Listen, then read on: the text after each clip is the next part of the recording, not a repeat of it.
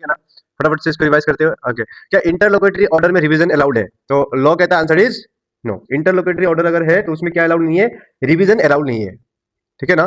तो रिवीजन किसमें अलाउड नहीं है? इंटरलोकेटरी ऑर्डर में रिवीजन अलाउड नहीं है। लेकिन लेकिन सबसे बड़ा क्वेश्चन ये है कि what is interlocutory order means? Interlocutory order मतलब क्या? तो एक डिबेटेबल इशू रहा है ये कि व्हाट इज इंटरलोकेटरी ऑर्डर, एक डिबेटेबल इशू है।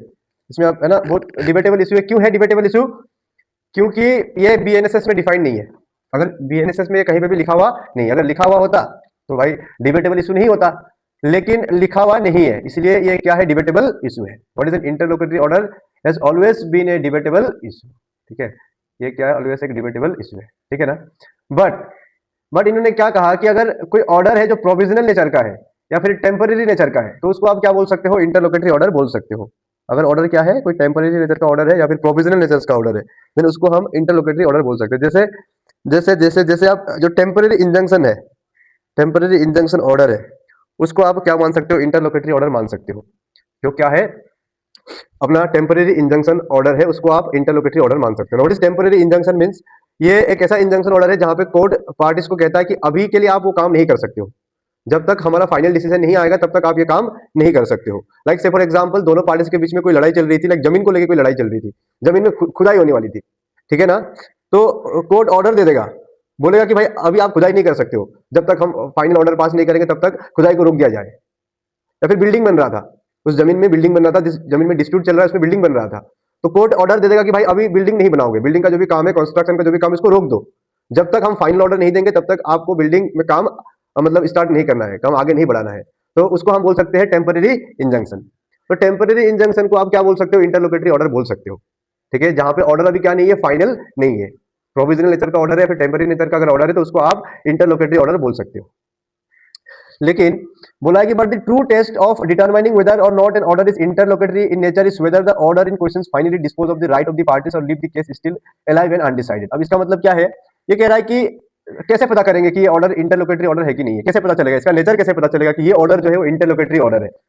तो कहता है लॉ कि अगर ऑर्डर पार्टीज के राइट को डिस्पोज कर रहा है, पार्टीज के राइट्स को खत्म कर रहा है, या फिर राइट्स डिसाइड हो गया है, ऑर्डर दिया कोर्ट ने और उस ऑर्डर से पार्टीज का राइट डिसाइड हो गया है, फाइनली डिस्पोज हो गया है, तो फिर उसको हम इंटरलोकेटरी ऑर्डर नहीं मानेंगे। लेकिन अगर केस अभी भी जिंदा है, ऑर्डर दिया कोर्ट ने, कोई एक ऑर्डर दिया है ना, उस ऑर्डर की वजह से अभी केस खत्म नहीं हुआ है, मरा हुआ नहीं है, अभी भी क्या है? केस जिंदा है, स्टिल अलाइव है ना, देन फिर उस तरीके के ऑर्डर को हम इंटरलोकेटरी ऑर्डर बोल सकते हैं। लाइक से फॉर एग्जांपल है ना, बेल को ग्रांट करना या फिर बेल को कैंसिलेशन करना या फिर केस एडजर्न करना, इसमें कोर्ट ऑर्डर तो देता है लेकिन केस पूरी तरीके से क्या नहीं होता है? खत्म नहीं होता है। तो ऐसे ऑर्डर को आप क्या बोल सकते हो? इंटरलोकेटरी ऑर्डर बोल सकते हो। अच्छा सुनो ध्यान से, अगर कोई पार्टी से जिसका राइट, कोई ऑर्डर है जिससे पार्टीज का राइट डिस्पोज हो चुका है, कोई एक ऐसा ऑर्डर है जिससे पार्टीज का राइट क्या हो चुका है? डिस्पोज हो चुका है, तो उसको हम इंटरलोकेटरी ऑर्डर मान सकते हैं क्या? तो लॉ कहता आंसर इज नो। लेकिन कोई एक ऐसा ऑर्डर है जिसमें अभी केस जिंदा है, अभी डिसाइडेड नहीं हुआ है पूरी तरीके से, जो केस है वो पूरी तरीके से डिसाइडेड नहीं हुआ है, तो उसको इंटरलोकेटरी ऑर्डर मान सकते हैं क्या? तो लॉ कहता answer is yes. Like case को एडजर्न कर देना, ग्रांट कर देना, बेल दे देना, या फिर बेल को कैंसिल कर देना, तो इस तरीके के ऑर्डर को हम क्या बोल सकते हैं? इंटरलोकेटरी ऑर्डर बोल सकते हैं, ठीक है। उसके बाद कहता है कि सुप्रीम कोर्ट कहता है कि जब आप इंटरलोकेटरी ऑर्डर को क्या करोगे, जब आप इंटरलोकेटरी ऑर्डर के मीनिंग को ढूंढोगे तो आपको लिबरल कंस्ट्रक्शन करना है। कैसे कंस्ट्रक्शन करना है? लिबरल कंस्ट्रक्शन करना है, ठीक है ना। और बोला है कि अगर कोई क्या, अगर कोई इंटरमीडिएट या फिर क्वाजी फाइनल ऑर्डर है, इंटरमीडिएट और क्वाजी फाइनल ऑर्डर है, तो फिर उसमें रिवीजन अलाउ हो सकता है। तो क्यों हो सकता है रिवीजन अलाउड? तो लॉ कहता है कि जो रिवीजन है, ये जो इंटरमीडिएट या फिर क्वासी फाइनल ऑर्डर है ना, वो है तो इंटरलोकेटरी ऑर्डर ही, लेकिन इसमें पूरी तरीके से इंटरलोकेटरी का नेचर नहीं है। इसलिए आप क्या कर सकते हो? क्वासी फाइनल ऑर्डर या फिर इंटरमीडिएट ऑर्डर में आप वो कर सकते हो, रिवीजन कर सकते हो।